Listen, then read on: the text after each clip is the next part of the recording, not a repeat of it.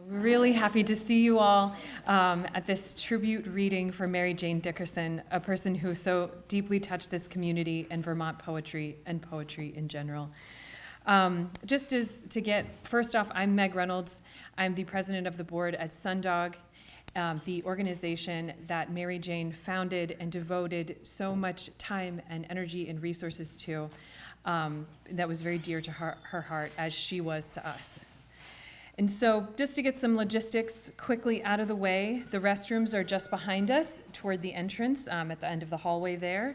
There are a few snacks available in the back. If you haven't enjoyed those yet, please mingle and enjoy during the break. Thank you. First, I want to thank quickly the Vermont Arts Council and the Vermont Humanities for their support of Sundog programming. They have been instrumental this year in funding programming such as this. And also, just wanted to mention that we are another piece of Sundog programming coming up in October. On October 3rd, we are holding an eco-poetic symposium at Champlain College in Burlington, Vermont. We are welcoming 4 panelists and a mediator that bring together poets and environmentalists to discuss how these two disciplines can meet the urgent needs of our time and climate crisis. So I would love to see your faces there as well. For the programming itself today, just so you know, I'll give a few introductory remarks, and then we have 6 readers that are going to read Mary Jane's beautiful poems. Then we will have a 10-minute break. That will be followed by another 5 readers with a little space at the end in case anyone becomes inspired to read some of her work toward the end. If that is you, if you listen to these poems and you think, my heart is lifting to read some of her work today, please come and see me during the break and I can sign up probably about 4 readers just to have the space for that. And please note that throughout the programming, we have Mary Jane's work hanging on the walls around us, kind of holding us together, so we can enjoy that at any moment of our work together today. So, all of that said, all of the logistics put out there, I have a few words of introduction to say about Mary Jane. I admit, to my great regret as I stand here, that I did not get the opportunity to spend much time with Mary Jane. I regret it given the legacy she has left behind in the many beautiful poems that she wrote, mentorships that she fostered, the people she loved who adored her in return, and the indelible mark, as I mentioned, that she has left on Vermont poetry. Mary Jane, who was born and raised in North Carolina, who was educated and began her teaching career there, who came to Vermont to teach at UVM with her husband Skip, who raised a family here, who mentored scores of students, who taught as a visiting scholar in Japan and South Africa, who built a beautiful life, gardens, poems, a community of many loving friends and family, and published 2 books of poetry, Tapping the Center of Things and Water Journeys in Art and Poetry. This is the woman we celebrate here today through the power of her work, a woman who made a craft of her life and who led others to do the same. I had the good fortune of meeting one of her mentees recently, the memoirist and UVM grad Eliza Anderson, who in a moving tribute to Mary Jane wrote, "The people who bring us to our craft are holy." Mary Jane is one of those holy people who goes on gently and kindly leading us to refine our shared crafts of living and of poetry. I am tempted to compare Mary Jane's legacy to a kind of wealth, which of course it is, but I think it is something deeper and more fundamental than that.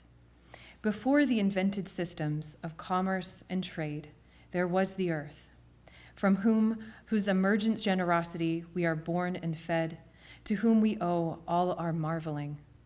To teach, to write, to nourish the way that Mary Jane did takes this kind of earthbound patience and love that grows like a garden or an opus. It is impossible to measure and a gift to witness. So I invite us to witness it now in her poems, and I will begin the reading today with her poem, The Old Place.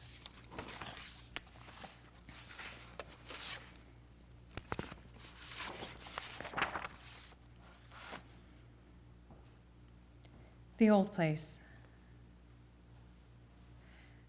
My father tells of the April his parents moved 4 long miles from the old place into town while he cried in the wagon all the way to Cameron, sobbing that Saturdays would no longer be their day for going to the store for sugar, flour, coffee, and a bag of penny candies to share with Jack and Flora during the week to come. In the passing years, the old place has long exposed its crooked shutters and blistered clapboards to all the cars along the road out front, cars filled with none who can recall this as the Ferguson place, where generations lived on that muster ground for revolution in North Carolina's gently rolling sandhills, and later kept alive their tales of civil war. Then, meager crops and one gaunt cow barely fed the women and children who early learned to wrap their arms and faces in tattered strips of rags and stockings against the noonday sun while they hoed and harvested small patches of corn, turnips, and collard greens until the day their men returned from faraway battlefields to plant hoarded stores of cottonseed. Now from town we make our own return, once or twice a year, to walk down the slope behind the kitchen wing to visit the spring out back, where water always bubbles up, even in the shimmer of July's thick heat. There, Father stoops to scrape aside glistening layers of decomposing leaves, then cups his hands for us to drink water as cold and clear as if this spring tapped into the very center of things. And with that poem, we begin the reading. I will welcome up next Rebecca Starks.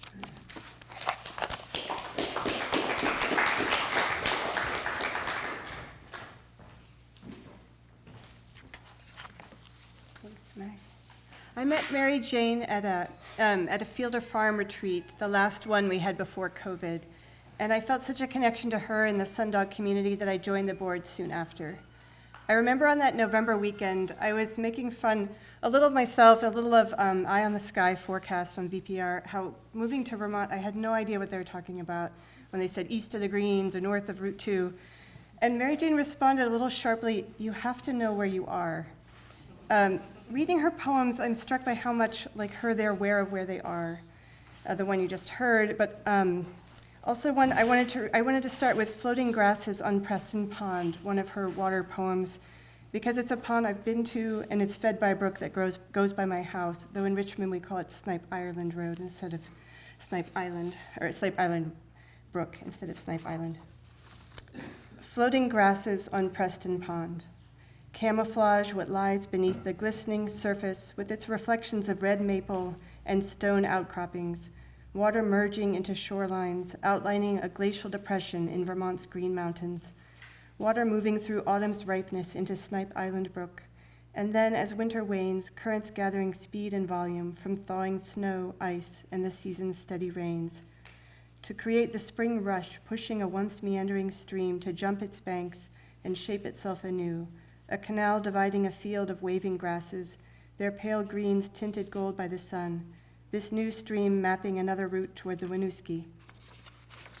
While the waterfall at Hollow Brook spills into a bubbling froth, a miniature falls to tip the brook's overflow downward through the foothills of Camel's Hump into the Huntington River, powering its torrential way through the gorgeous stony passages worn from ancient layered schist, forming cascades and plunge pools before joining the Winooski, the onion river of the first people, the Abenaki, wending its way through ever-shifting riverbanks, dividing Richmond town from itself. And as much as Mary Jane was aware of geography and its implications and its histories, she was aware of and attuned to people, and so many of her poems are relational. And as we move too quickly from August to September, as in this poem, I thought I'd read For Anne, My Sister, a meditation on the passing of generations, even as it's very alive to one close relationship. For Anne, my sister. In grandfather's old building on a back street, long boarded up, we discovered a raised stage, once the scene for traveling players. There we lifted heavy domed lids of trunks layered with years of dust and mildew to see a vaudeville of crumbling satins, laces, sending up an ecru dust, papery silks, and patent slippers flaking away at our touch. Underneath a crush of crimson lay a tangle of necklaces, ruby, emerald, sapphire, and pearl, with a heavy golden scepter and diadems carved in half moons, as if from a single diamond, all paste.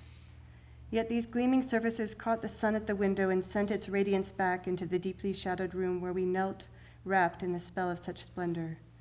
There we spent long and humid hours in a parade of pirouettes, all posture, up and down before an imagined audience, as we shaped the rising passions of the only heat our bodies knew, while August days melted into September.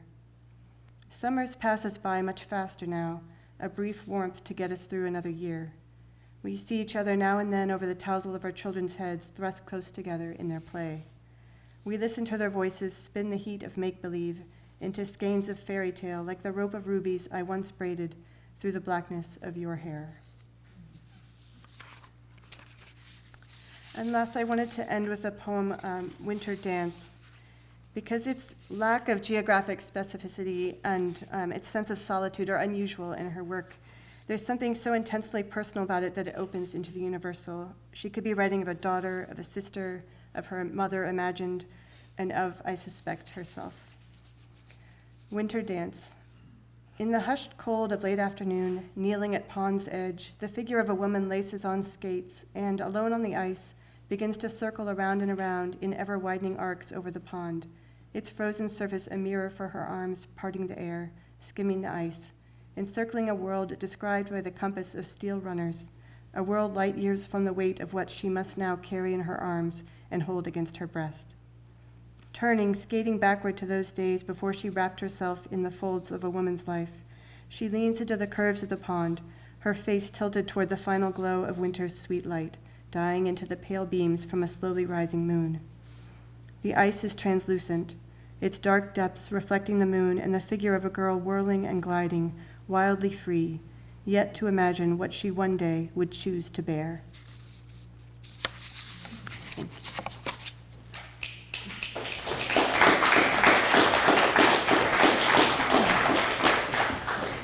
Thank you, Rebecca.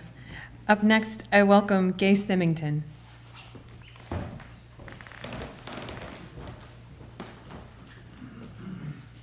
Thank you. I'm reading two poems, and I thought they both took place right next door, but I fortunately sat next to somebody who knows that that's not the case. They put me in I will recenter them in terms of their location. But both of these poems take place in April, which, and I've heard I had the benefit of listening to Mary Jane read one of these poems because my son Tom taped her and posted it on Instagram. And so I thought of cheating and just playing her voice for you, but I thought that wouldn't be fair. So you'll have to put up with my intonation instead of hers. But she tells a story about how important April is as a month to her family. There were a number of birthdays, and April is the month where this first poem, Three Moose, takes place. And I just removed that and it was in the right place, sorry. 59. Thank you.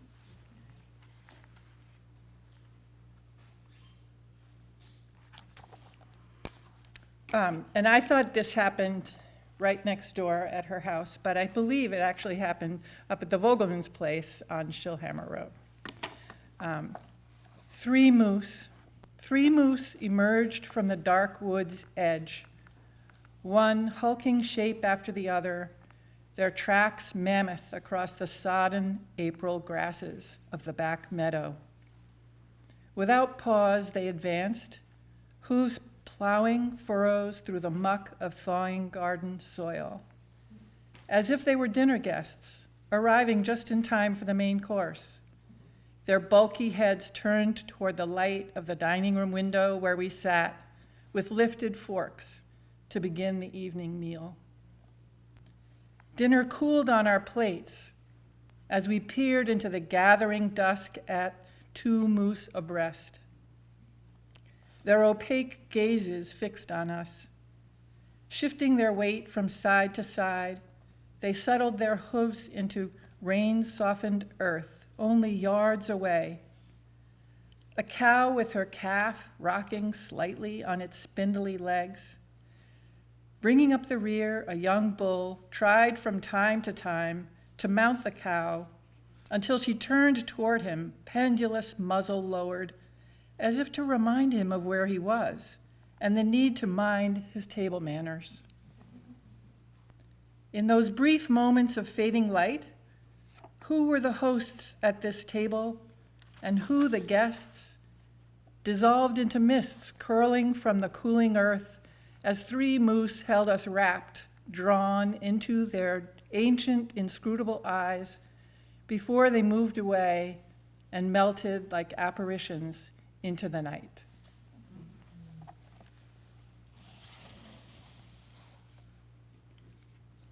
And this one did take place at Mary Jane's, what I will call Mary Jane's house, but it is no longer Mary Jane's house. Sorry. And this, every April, Mary Jane, a huge stack of split wood would arrive in Mary Jane's driveway. And this is a poem of stacking wood and writing poems. And in the post that, in the recording that my son made, she talks about David Budbill and how much she admired him as a poet and how many of his poems talk about daily chores, and often he would talk about stacking wood. And she honors David Budbill with this poem. And it begins with an epigraph. Imagine the existence of something uncreated. That is Adrienne Rich. On stacking wood and writing poems. There's an art to stacking There's an art to stacking wood that's akin to writing a poem, kneading its pieces like words placed just so, one notched into the other, making rows into lines, a symmetry sturdy enough to bear the weight, accumulating row by row, one on top of the other. From the pile just unloaded, cord by cord outside the barn door, where it spills about on the grass, blocking the drive.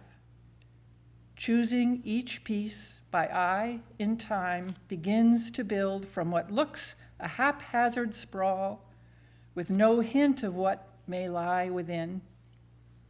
A workable design that may unlock the rhythm in the work and the word. Best done in solitude, to mull what's needed, just where and why, to make sense of what can appear a daunting puzzle, words yet unformed, inchoate, wood split into varying thicknesses, giving off its resinous fragrance with no clear forward scheme.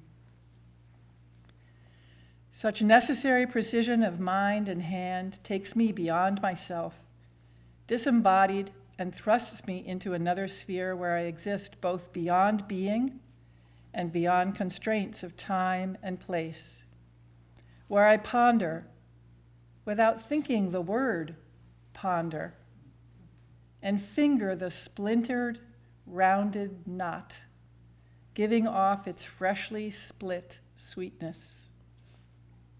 There, it's as if these, the words to name my world and the cords of wood, stacked for winter's coming, might guide me toward their common music.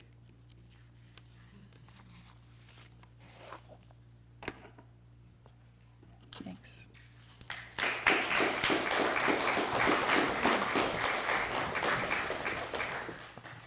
Thank you so much, Gay. Next up, I welcome fellow Sundog board member Neil Shepard. Thanks, Meg. Hi, I'm Neil Shepard, the longest-serving member of the Sundog board. Applause, yes, of course. Anyway, I first met Mary Jane in 2015 when she and Sundog co-founder Tamara Higgins asked me to join the board, which I did soon after. For a while, it was just the three of us getting together at Mary Jane's house next door, and I still think of it as hers, for a delightful lunch and maybe a tour of her flower gardens. And that was followed by a busy afternoon of inventing new poetry programs, brainstorming about fundraising appeals, and then doing the roll-up-your-sleeves work of figuring out news coverage for events and stuffing donor appeal letters into envelopes and licking them shut. And that's how we did it in the old days. Yeah. Soon enough, a few other board members joined us, Bill Drislane, who regrets he can't be here with us today, and Judy Yarnell, who is here among them. And we were ready to begin building Sundog into a small but mighty organization.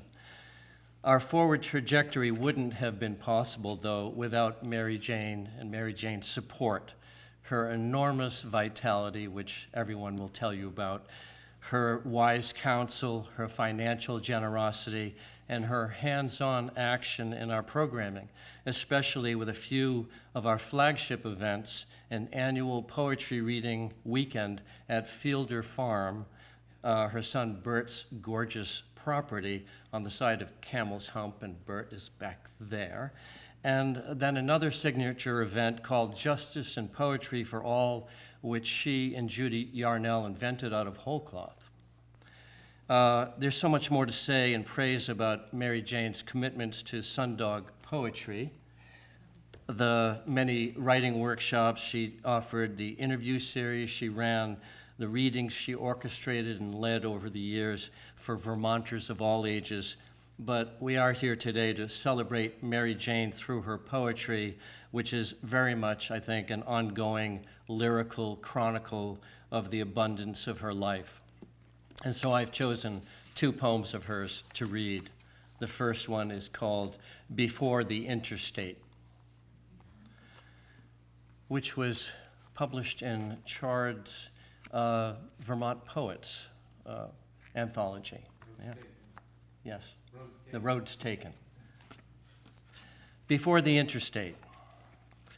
Before the interstate, the drive from Jericho to Norwich was a trip on roads now called back roads, Route 100, 2, 114, and 5, that wound around and through towns and villages with names like Waterbury, Randolph, Sharon, and Northfield, with signs pointing toward Jerusalem and Dowdy Corner, roads and byways that did not bore through the Green Mountain Range, but made their way up and down and then around in a leisurely design that made getting there the work of much of a day, with, in favorable weather, the occasional picnic spread in an empty pasture to break up the journey.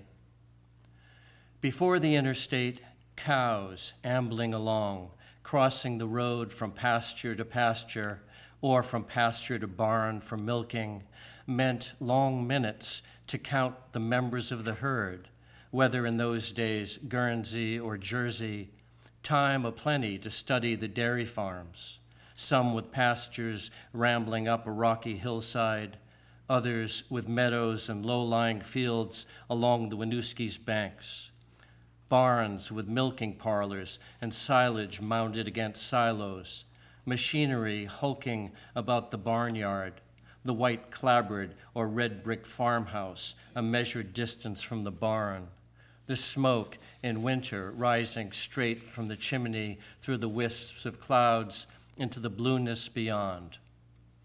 Before the interstate, no matter the season, traveling often meant more than distances covered, taking us through more than the late spring day that began in sunshine, moved through thickening clouds with bursts of rain or even sleet falling in a noisy curtain over the car, before ending with large, wet snowflakes dissolving into the air as they slowly drifted onto pavement, stretching far into what lay ahead. Yet what we may miss most from before the interstate, more even than the villages along the way with people moving about in the day-to-day of their lives, more than the weather always reminding us we were still in Vermont, was what drifted in from the car's open windows, the springtime skunk caught crossing the road, the life-giving air infused with smells given off by the land itself when families turned out to mow the first tender cutting, then bale and bring in the hay to sweeten the barn, and by the animals grazing on the hillsides, especially the richly pungent odor of manure being spread in fields or wafting from cows switching tails to their methodical and measured steps crossing the road, impervious to our gaze. I wish I'd written that one. Okay. That was written in 2016. This one was written in 2015. It's called Holy Water, and it's in two sections, the first in North Carolina, the second in Vermont. Holy Water, North Carolina. A farmer's daughter, I've known times when rain turned into holy water that you wanted to anoint yourself with by standing out in it, head tilted, mouth open wide, fully clothed. Our Father, during the hot, dry Julys and Augusts when a rain came pouring down just in time, would leave the supper table, his plate still piled with tomatoes, okra, and butter beans, go out the porch into the backyard, where he would hold out his arms, throw back his head, open his mouth to drink the rain that flowed down over his face. He would come back in drenched and joyful, a boy again, announcing to all gathered around the supper table that this was $1 million rain. 2. Vermont. One August, not so long ago, a family traveled from Saudi Arabia for a week's stay at Fielder Farm, a vacation spot near Huntington Center, where they spent each day out of doors, maple branches shading them from the August sun as they sat around a wooden table drinking tea, while their children frolicked under the gnarled apple trees on the green sward leading toward the pond, its waters sparkling in the sun, alive with minnows, frog spawn along the edges between the grasses, trout moving just beneath the surface, rippling in the breezes. One hot, lazy summer afternoon, a thunderstorm blew up a sudden downpour. Instead of gathering up tea things and making for cover, everybody, men in their long white robes, women veiled in black from head to toe, even children freed from the garments of their elders, stood about on the soft grass, lifted their faces skyward, opened their mouths as if to take all that greenscape into the core of their being. The nearby hills, the cows grazing in pastures, yellow birch, beech, and sugar maples climbing Camel's Hump far into the distance, a summer rain, an elixir of the gods, whoever and wherever they may be. For long minutes following the cloudburst, their clothes plastered to their bodies, they stood about quietly, reverently. Thanks.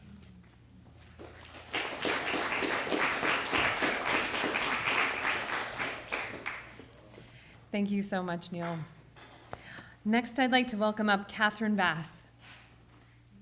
Great. Welcome up, Catherine.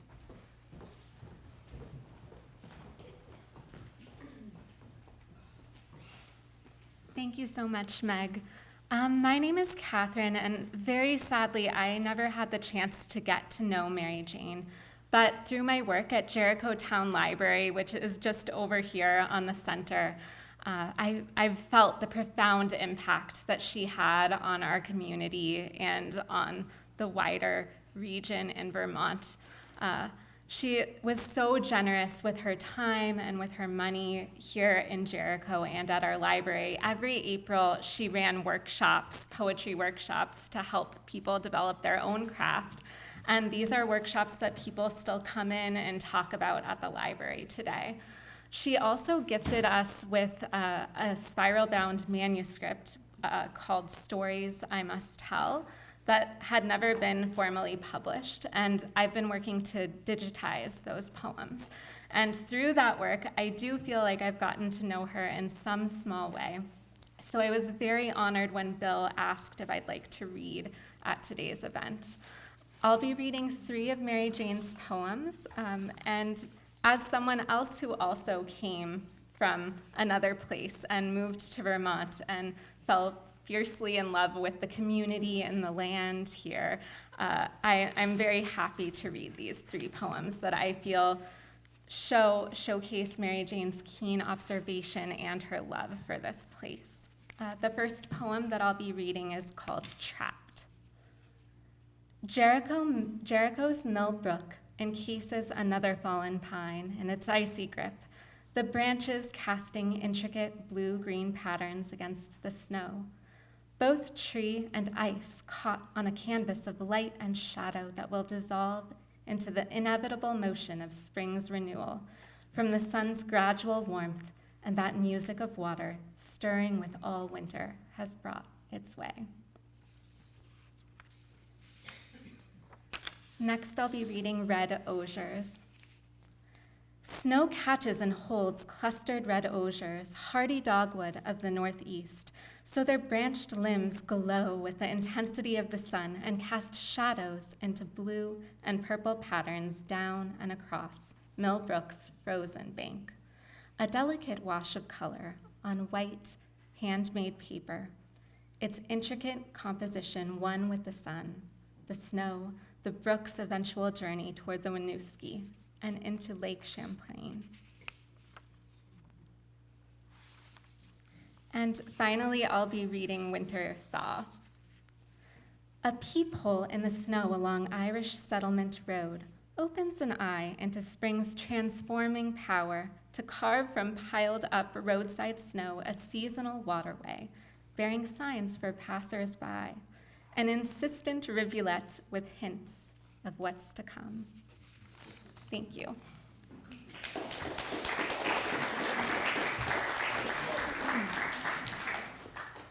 Thank you, Catherine. And to close out our first half, I'd like to welcome up another fellow Sundog board member, Chard Denord. Come on up, Chard.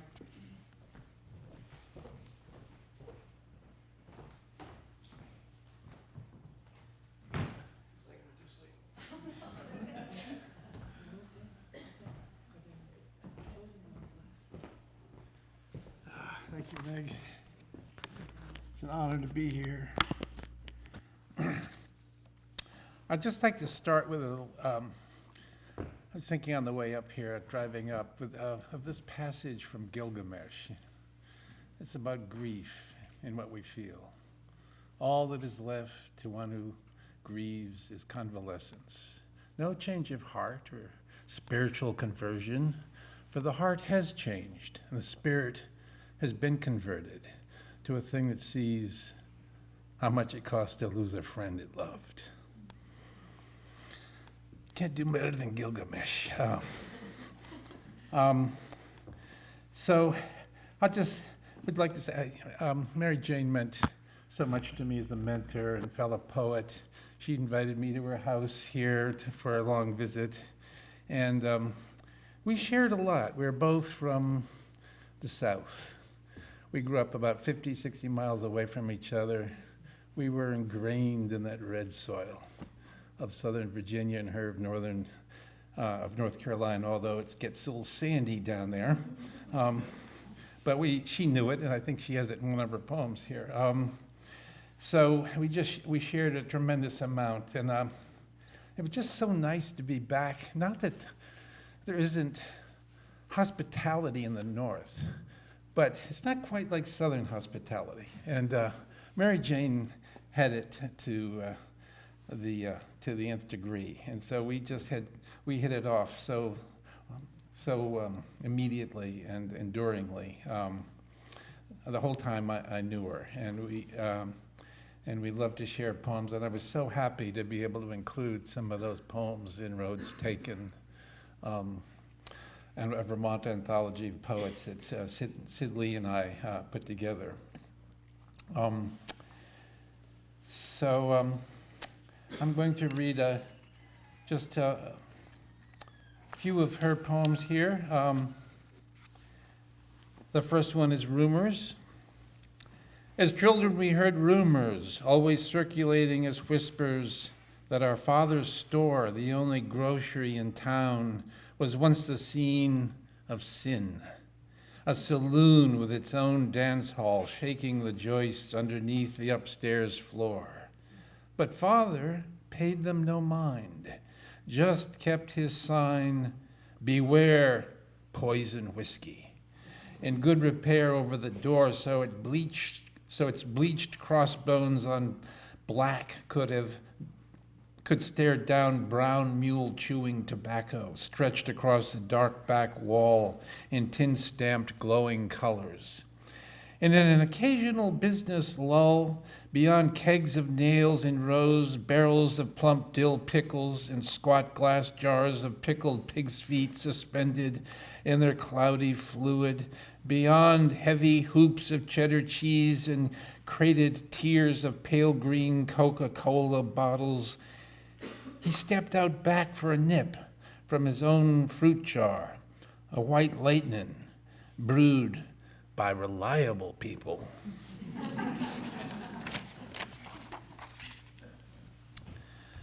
My inheritance is the pull of blood in memory. There, the rising moan of long-leaf pines swaying in winter wind, pans of crackling bread, their aromas streaming from an oven door. Anna's black skin, moist and beautiful, while she balances a wooden flat of dewberries on the plane of her turbaned head. The magnolia leaves, their patterns moving black and white over the moonlit wall, bearing me toward sleep, toward dream. In my body moves the rhythms of all these and more. On Sunday afternoon rides, my father pulls the green Ford to a dusty stop alongside the edges of fields that stretch far into haze, the waves of heat. There, I hold out my palms to receive the slender stalks of grain, brittle and top-heavy, with clusters of rye, barley, oats, and wheat. Their nut-like taste, the shapes of their ripening heads, the earth sounds their names made on my lips. These I learned, these rhythms moving in my body's words. Always I will see berries staked in curing rows, my mouth stained purple, the mouth of June, bright leaf tobacco, wilting in late afternoon heat, cotton fields swelling, white under September sun. Their growth toward ripeness, my seasons as well. The harvest time. Through the years now, through distances I have placed between us, that land recedes, but still I am pulled southward, always toward red clay, toward gray sandy loam crumbling and falling through fingers. My grandfather's and yours, my father, until I too reach out through years and miles and cup my hands to receive the soil, the land, the grain by grain, into my own blood, beating, falling warm. In my body move these rhythms, in my mouth these words move, failing like my blood, Father, Father, in my flesh, in my heartbeat, the soil of home.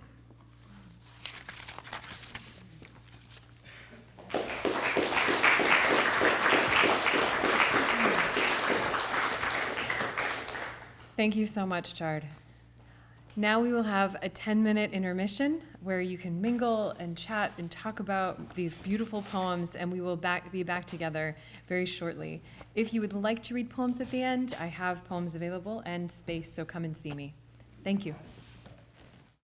To me, it's when it fosters other poems, when you are sitting and listening and you can't help but the poem who is trying to be born in your brain is suddenly blooming, and you're like, I know that Mary Jane gave that to me 15 minutes ago. And so I just wanted to note that she is a great poet and a great mentor, great teacher, even now in the words that she's left with us, because she's making more poems possible with the work she has done. And that was happening for me as I was listening to, in the first half. So let us continue into the second half, where we will welcome up 5 more poets in the planned programming, and then we have a few folks who have joined on at the end. So I want to welcome up first fellow Sundog board member, Larissa Hebert. So come on up, Larissa.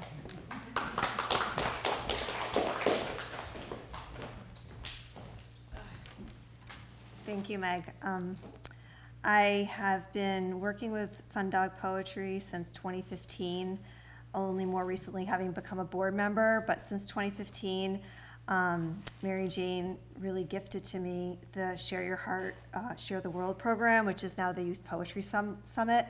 And I've been a teacher this is my 25th year as a high school teacher of English, and every year I take my students. Of course, a hiatus during COVID, but it's been an absolute gift to my students, and working with Tamara, working with Mary Jane early on, and knowing them and how they fostered poetry in young people and always supported me with that. So that's where I'm coming from when it means, what it means for me to be standing here and thinking of what she's given me, and I will continue to give my students.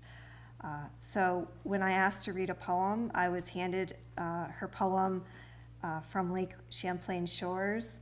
And my father's a retired Maine State geologist, Dr. Woodrow Thompson, and I grew up mineral collecting with him. He received his master's from UVM, so I'm very familiar, even though I grew up in Maine, I'm very familiar with the Lake Champlain shoreline.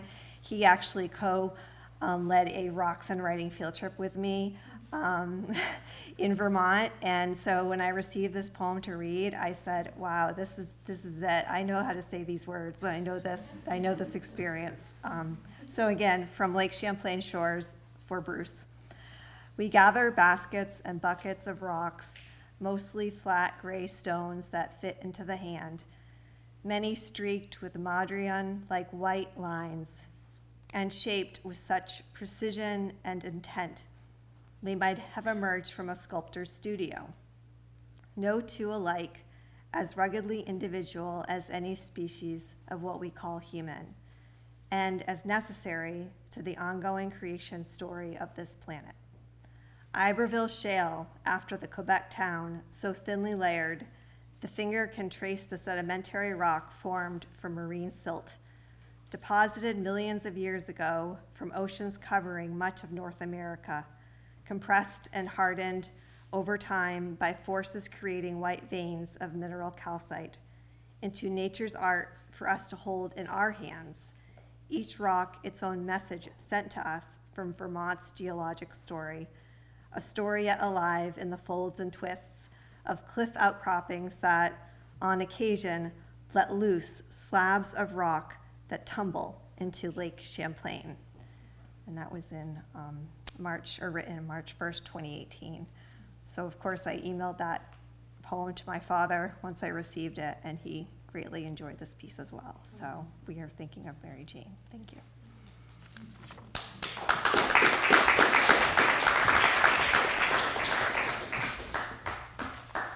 Thank you so much, Larissa. Now up next, I'd like to welcome Michael Fleming. Come on up, Michael.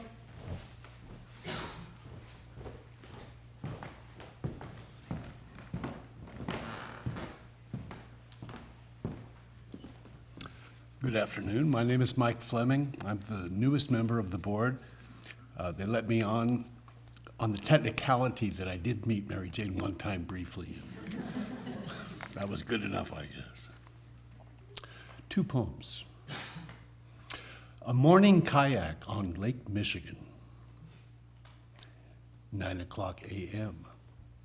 Waters emerge from a dark wood to greet the early sun and move slowly through beach grasses, with the creek's sinuous surfaces taking on the sky's deep summer blue on its drowsy way to Lake Michigan. 9:01 a.m. The creek widens its channel beyond the waving spiky fronds of low-lying vegetation, winding like a blue ribbon through pale sand dunes toward Lake Michigan's waves breaking in the distance. 9:02 a.m. The final stretch of creek opens its rivulets outward to create a waterscape of curves and lines drawn by currents moving through finger-like spits of beach, yet, at this moment, almost without motion, as if the sandy shoals, moored by water, were painted by feathers once held by the hand of a 15th century Japanese Buddhist.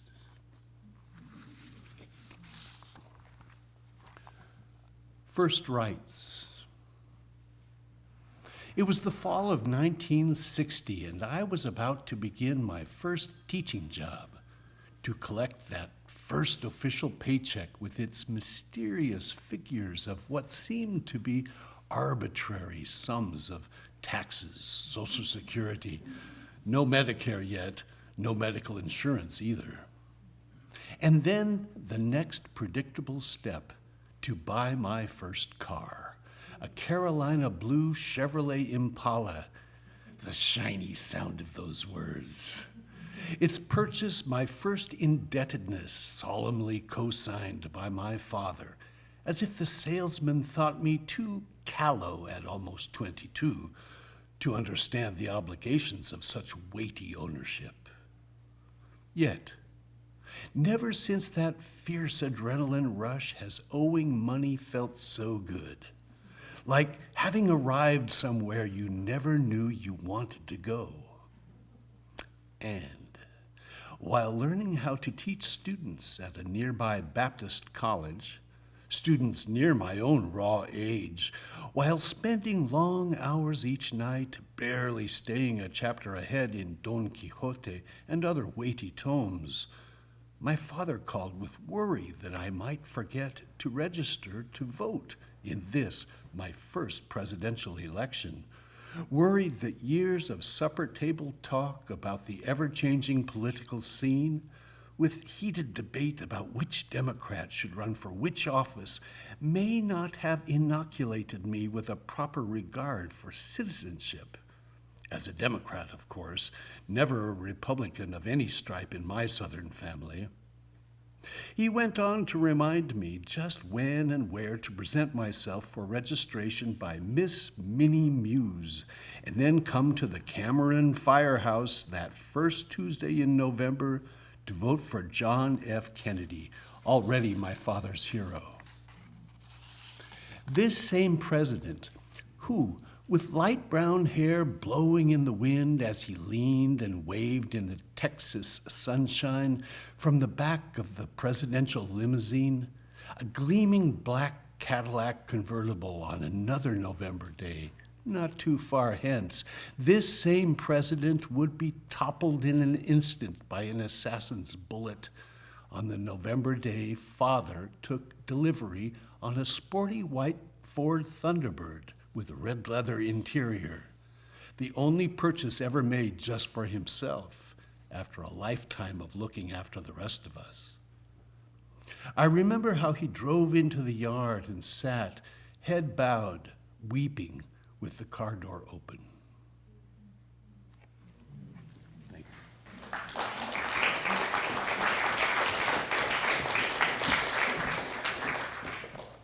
Thank you, Michael. Next up, I welcome Ellen Bethia. Come on up, Ellen. Hello, hello. I've got two hats on. My first hat is on behalf of the Humanities Council. I'd really like to thank Sundog Poetry for hosting this day. Mary was very generous in how she supported and continues to support the Humanities Council. So thank you very much, Sundog. I just left a retreat, and that comes from all of our staff and board. Other hat, Mary Jane. So we circled each other for years as poets and brushed up against one another, but I got the opportunity to meet her and work with her. And in preparation for that, I took in everything I knew about her. She was a poet, an academic. She was of my dad's generation. She was from North Carolina, grew up about an hour away from him, and she was white. And I remember putting on my armor and thickening my skin to meet her, because I didn't know who I would meet. And we reintroduced, and she looked at me, and her face just lit up like she had just gotten a piece of home. And I heard her voice, and I lit up because I recognized that home. We were walking in the garden, and she, arm in arm, and she was rubbing, her hands were just brushing just back and forth on me, and she stopped, and she was like, "I am so sorry." And I said, no, it's okay, if you don't mind me closing my eyes and listening to your lilt. So these poems I chose, and I am from the South, people. I get emotional and I show it, so forgive me. I'm sorry, I'm trying to be composed, but ooh, Lord, okay, it's hard. These poems are continuations of conversations that we shared. This one is White and Black. February's snows keep coming, falling in a heavy silence from the ashen sky, hour after hour, turning day into night, night into day. Vermont's northernly peaks and valleys flatten into an expanse without dimension, a whiteness that washes all other color away, shaping me in that lingering sense after all these years of always being out of place, always a stranger in an even stranger land.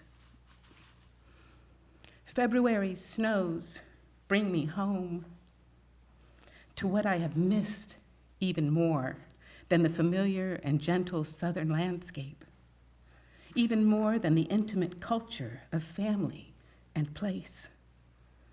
February snows bring me home to what I have missed most from the pulse and rhythm of everyday life, to what turned life itself into possibilities of improvisation, that daily presence of African Americans, Black people whose names with cadence and timbre of voices still reverberate in memory, whose faces still appear everywhere across my homescape and theirs. Deep in rural North Carolina, from my window, only bare branched trees stirred by winter's wind into black hieroglyphics on white parchment break up the whiteness given shape and meaning to those shadows and contours and lines scripted in black. February's white loneliness hollows out warmth from the body, leaning into the howl of blizzard knocking at the door.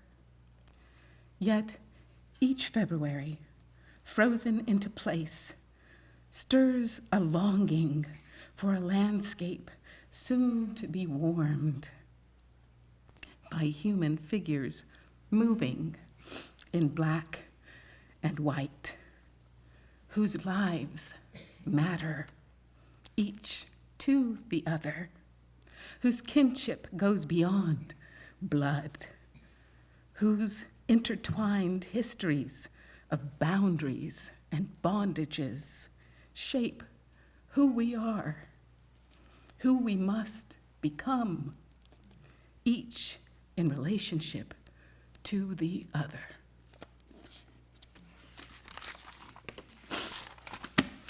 Okay, this one, a little lighter. So I'm a vegetarian, and one day we were walking in the garden, and Mary Jane said, so do you remember meat? Because I quit eating meat when I was 12. And I said, yeah, I remember some things. I remember liver, the melt of liver and onions. I remember the chew of gizzards and calamari. And I remember the slip of chitlins.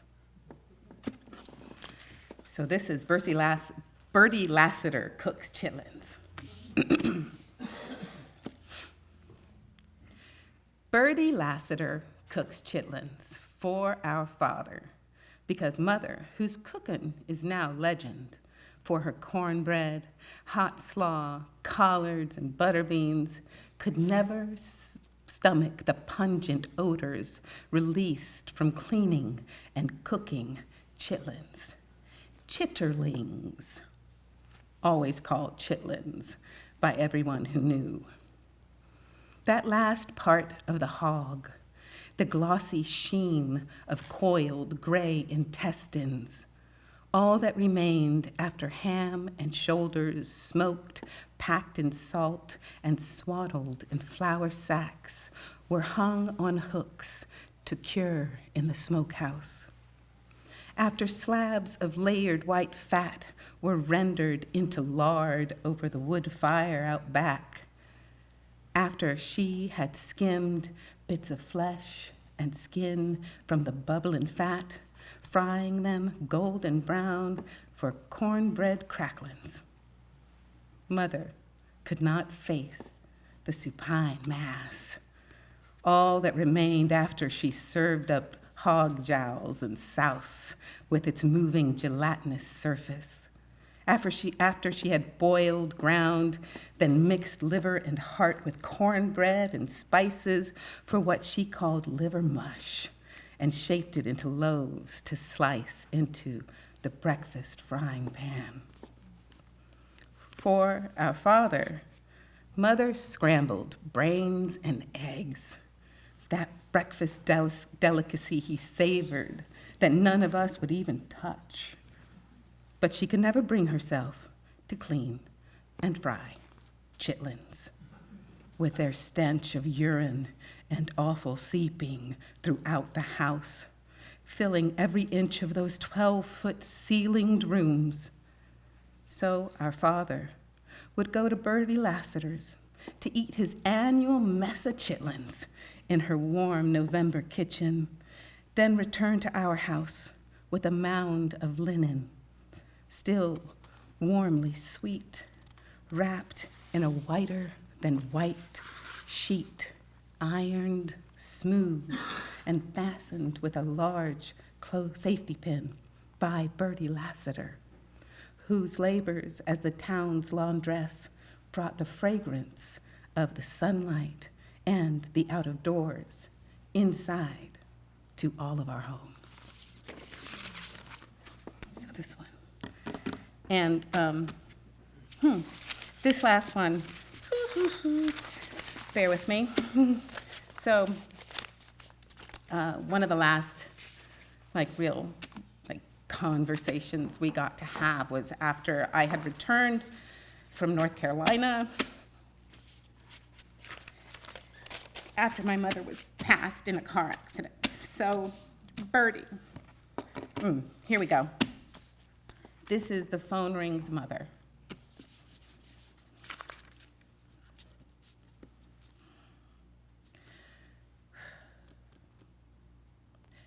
The phone rings, mother. And often these days, it's you, dialing long distance through the miles separating Cameron, North Carolina from Jericho Center, Vermont. Your voice urgent with messages of death. These, our losses, you deliver as if to redraw the map of home, to keep it clearly marked, to offer some direction for you and me from here on out. Sounds of love break like tears in your voice, a love I hear and know not meant for me alone. Miss Annie Burst fell dead in the night, her flesh frail, already cold against the tile of the bathroom floor where Uncle Jack from next door found her when he called her name and got no answer. Once, not so long ago, she bent to kiss my daughter's cheek, a touch like a leaf's slow fall to the grass.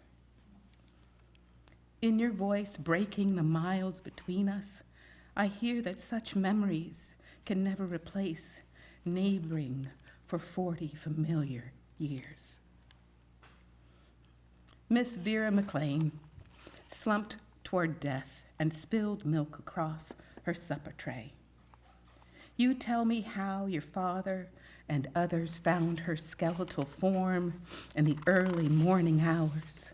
The odor of soured milk led the way through rooms jammed with tables and bureaus, stacked with boxes filled with yellowed newspapers. For years, she circulated each day's happenings as she made her way from porch to porch, collecting Cameron's news from such events as the Muses motoring to Sanford for a day of shopping and visiting, all for her weekly column in the Sanford Herald. We remembered that once she gave you heather to plant by the kitchen steps. A full season later, she dug it up without a word and passed it along to another.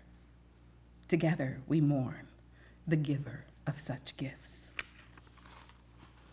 In spring, your youngest brother, Frank, crumpled at his wife's feet, startled by death's interference with his after-dinner walk, leaving you holding childhood scattered over a grave dug from moist May soil, standing close to your sister and brothers, where Blue Ridge Mountains rise into the greening distance.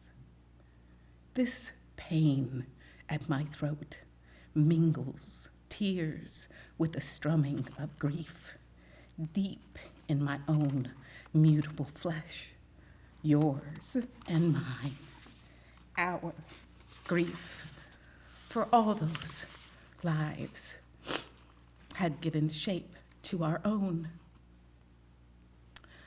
When the phone rings, Mother, for me, your firstborn, it's always as if we speak in lowered tones against the time when home itself will disappear into a landscape where I am a stranger to all I meet, against the time when our connection will go dead.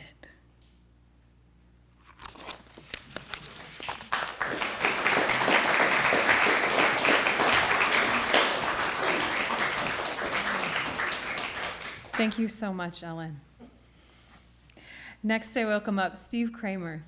Come on up, Steve.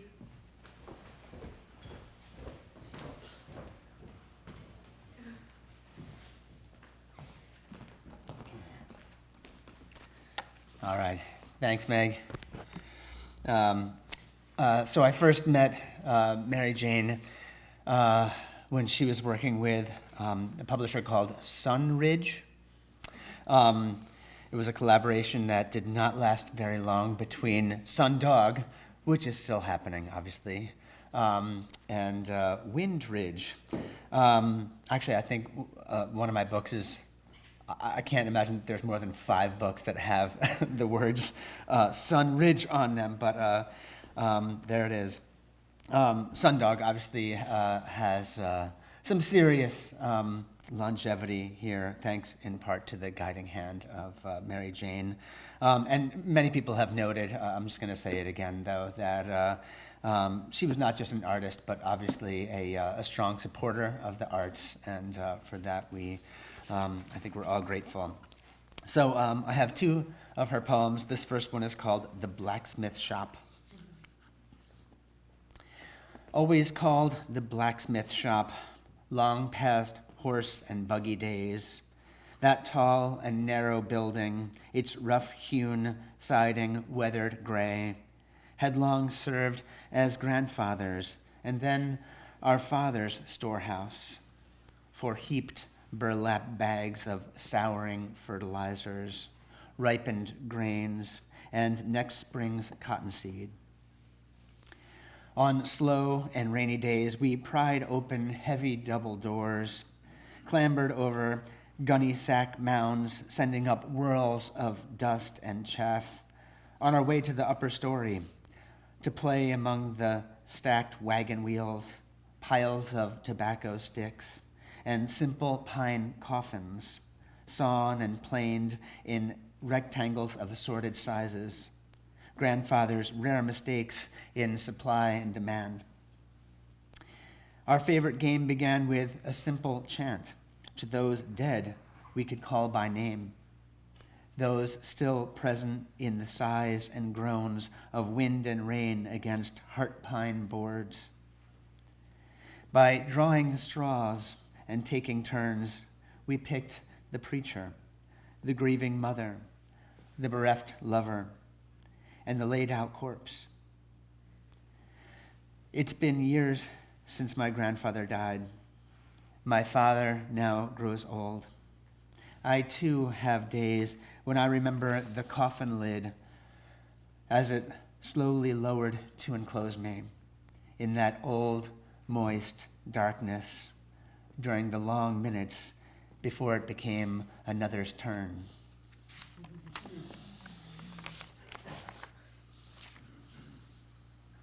Man, I love how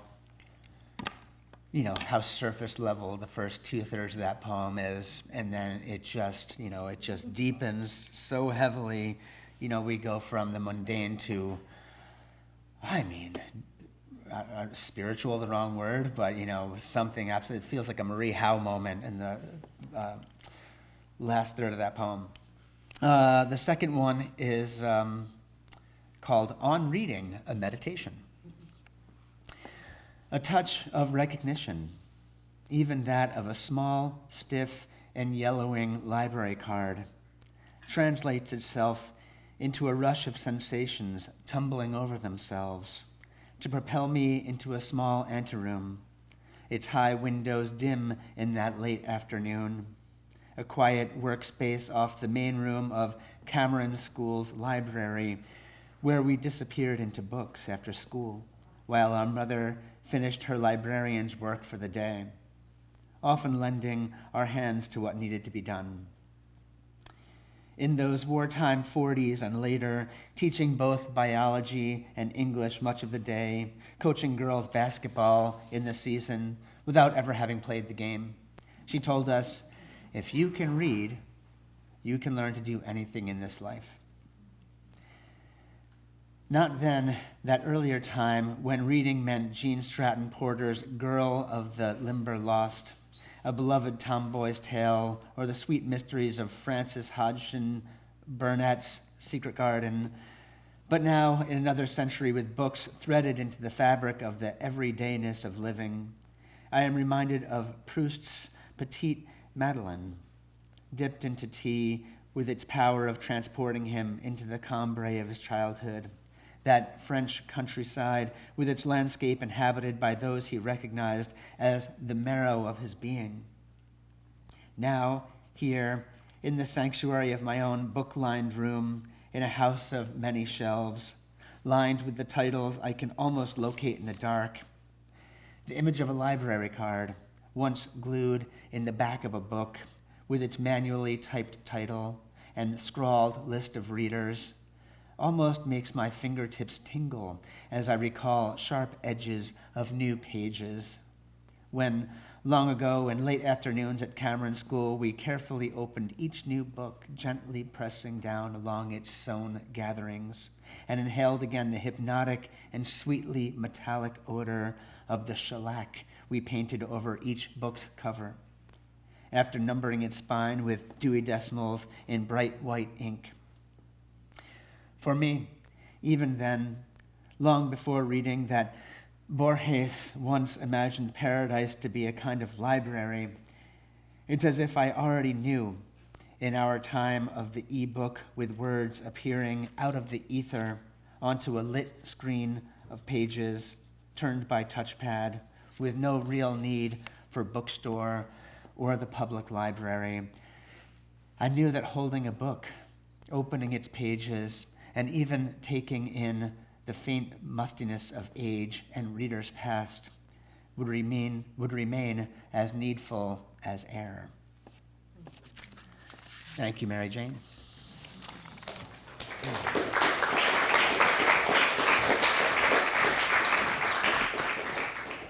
Thank you, Steve. We have one more planned reader today and two more kind of open mic folks, and so I'm going to welcome up one of our last readers for today, Judy Yarnell. Yes, come on up, Judy.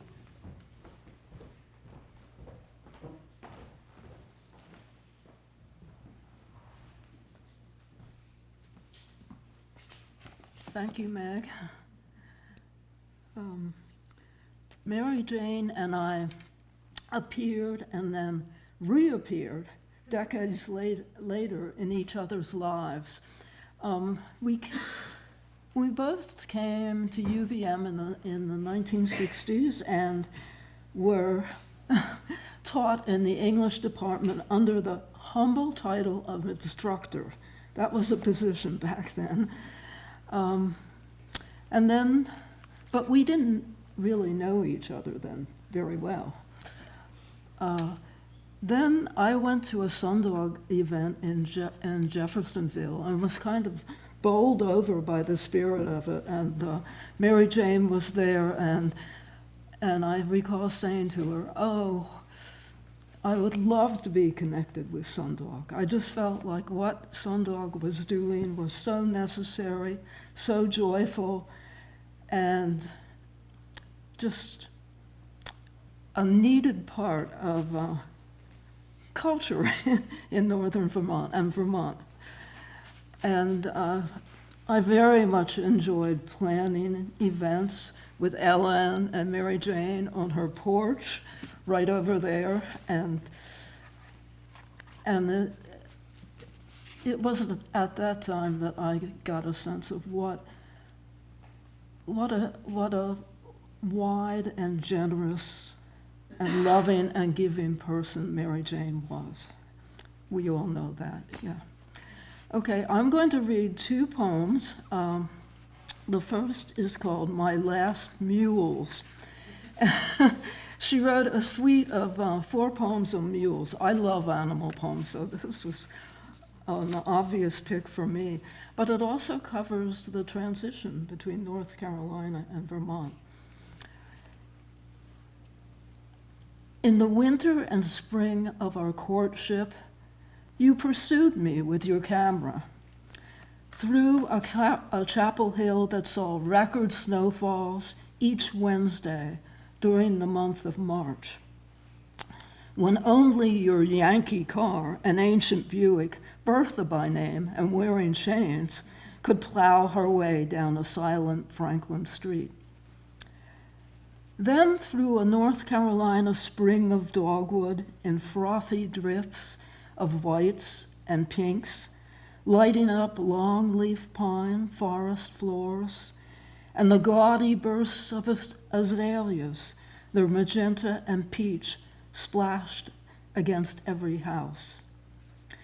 To the Easter Sunday in Cameron, when you aimed the camera at me, poised against the barnyard fence, positioned between ample rear ends of 2 mules as they stood against the barn, its planks silvered by a century's weather, The two mules sway back with age and decades of labor.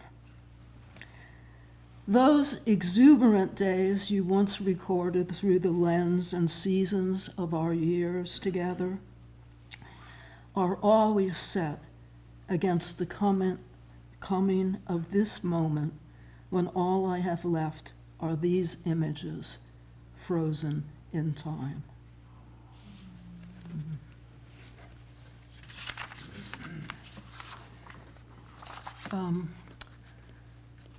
The second poem, quite a bit longer, and written later in 2019, is called Out of This Darkness, and it tells the story of visiting the National Museum of African American History and Culture with Roxanne. And of course, it's especially relevant right now when the Smithsonian is under attack and the facts of African American history have been relabeled critical race theory. Okay. Warm October sun settled on the shining faces of those standing in line, hardly moving, waiting their turn to enter the shade of the museum's ascending corona with its entwined metal filigree, its gunmetal gray turning golden against the deepening clarity of a sapphire sky. Flickering sunlight cast shadows that moved over the darkening stone underneath, making it appear as if the massive building were about to jettison its mooring on the mall to sail away home, to fly home to Africa.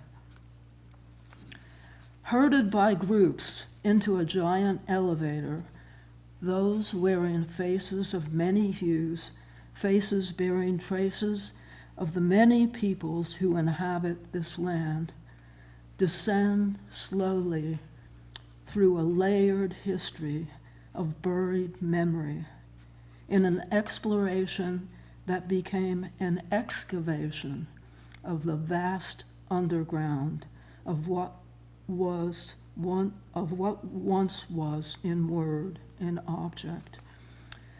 Harriet Tubman's gospel hymns, Matthew Brady's images of slave dealers, Birch and Company, a British slaver's name carved into wood to read Captain Phillips, beside an iron leg shackle of a size forged for a child. These and more shape this womb-like place into our collective, intertwined past, yet struggling toward the birth of a nation. Out of this darkness, a shaft of light revealed a statue of heroic lineaments, wearing a calm, cool reason in the near mythic aspect of a founding father.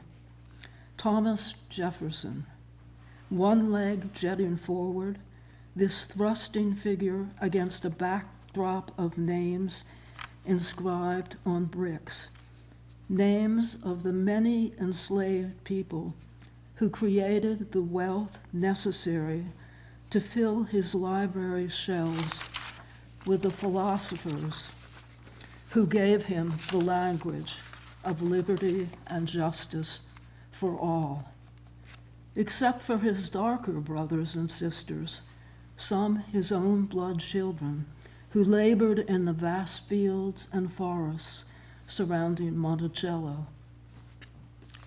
Within this aureole of light holding back the darkness, two women stood, so close as if to reach out and touch the stony folds of Jefferson's breeches, so close to each other's arms, so close to each other their arms touched when they shifted their stances, silently gazing toward, then reading the inscribed names, sometimes whispering, Nancy, Sheba, Will, baby girl. One woman began a low crooning of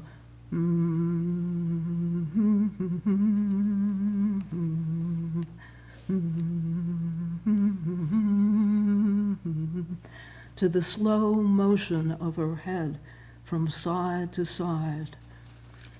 The woman beside her responded with an emphatic and drawn-out exactly that became 3 syllables, in tune with the other woman's rhythmic sounds, to create a mini-drama enacted in this womb-like space, laboring to give birth to a young nation's yet conflicted history. The first woman turned to the other, their words a testament to what was taking place, and looked deep into her eyes, saying, "You give me hope. Then, may I give you a hug?" The woman, one African American, the other European American, both speaking in a language inflected with the tones of a South each knew, held each other close in a long embrace before gazing into each other's eyes, their tears consecrating what had become a moment of reconciliation.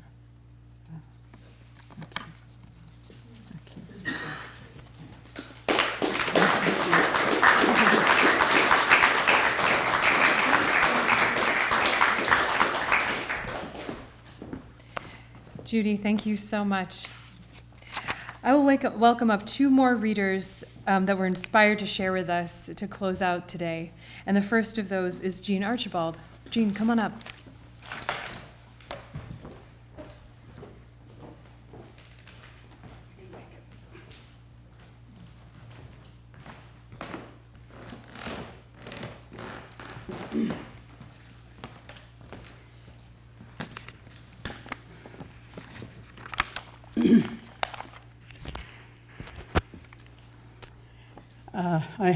Mary Jane was my friend ever since she and Skip moved here to Jericho Center, and I lived in Jericho Center then.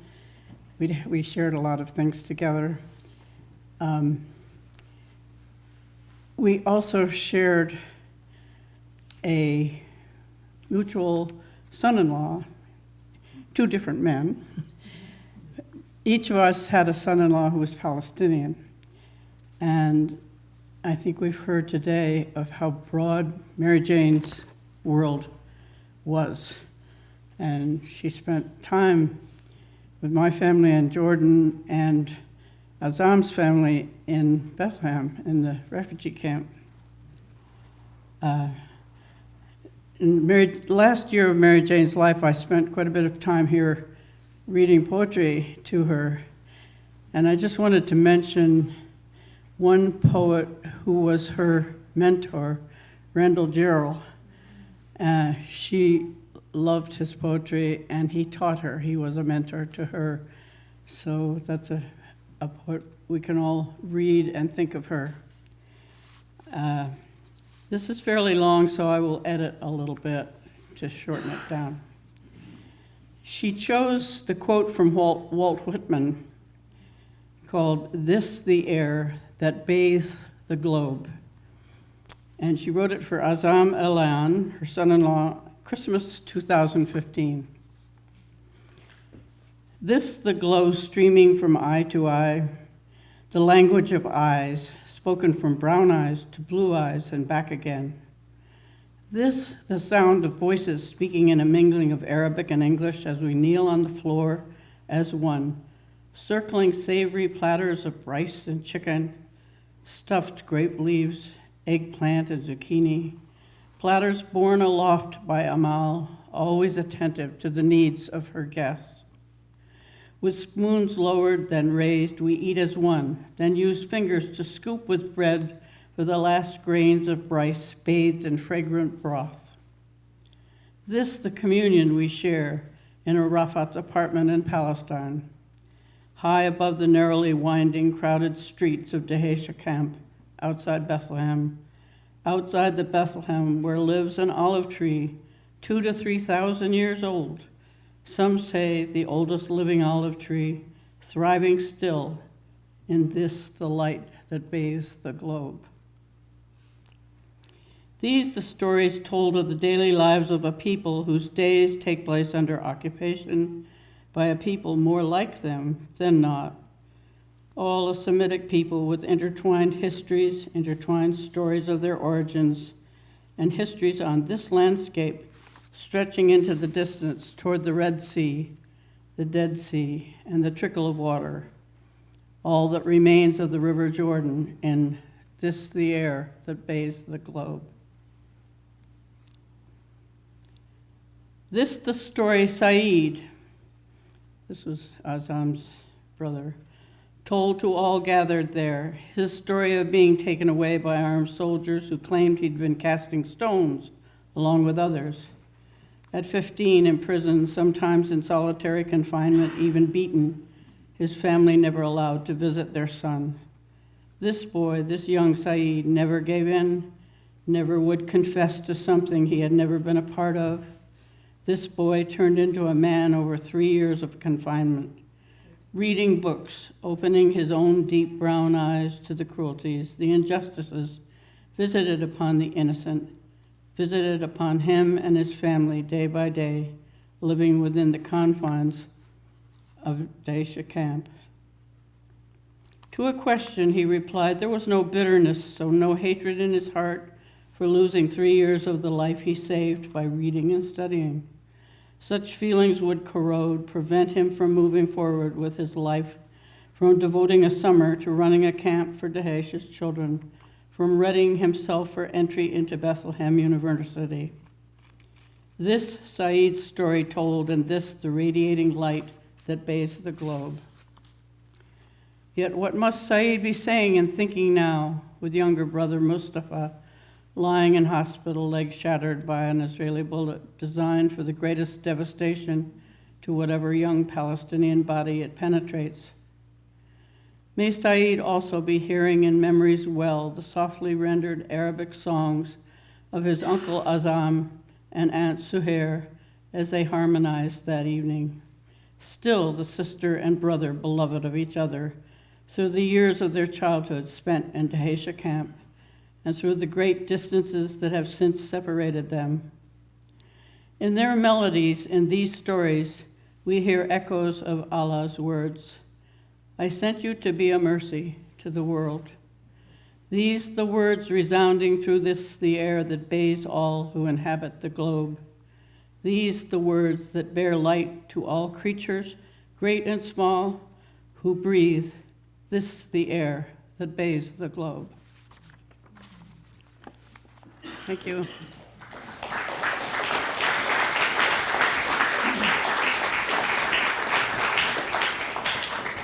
Jean, thank you so much. The last reader that I will welcome to the stage is Kira, who will read not Mary Jane's poems, but an ode inspired to Mary Jane. And I think it really fitting for us to close with a poem that was inspired by Mary Jane, as so many have been and so many will be. So Kira, please come up.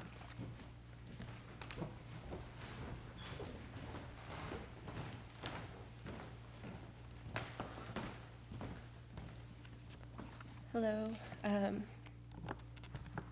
my name is Kira, and I am very grateful to be here today with all of you and honoring Mary Jane. I was very lucky to attend a few of the poetry workshops she put on, and it's just been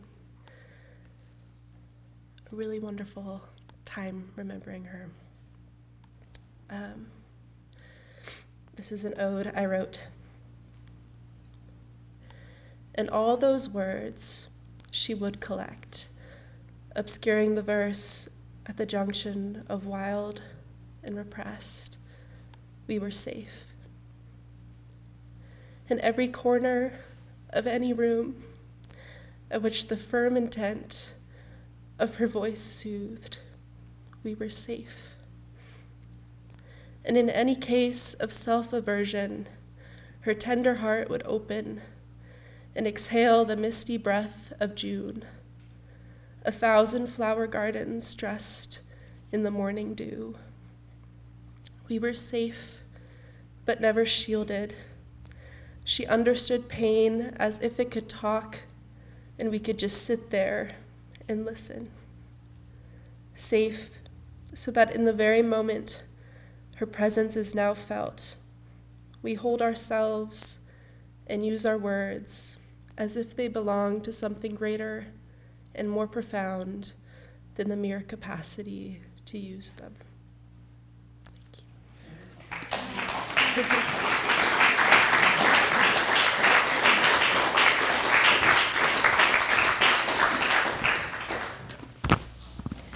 Kira, thank you so much.